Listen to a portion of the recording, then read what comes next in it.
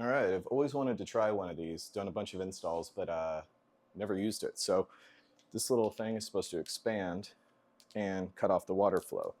I'll put this in. I will turn the flow on. All right, hopefully everyone can see that. The next step is just dumping some water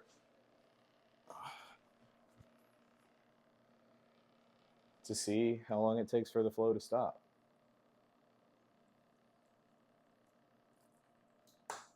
Wow. Oh, that worked quick.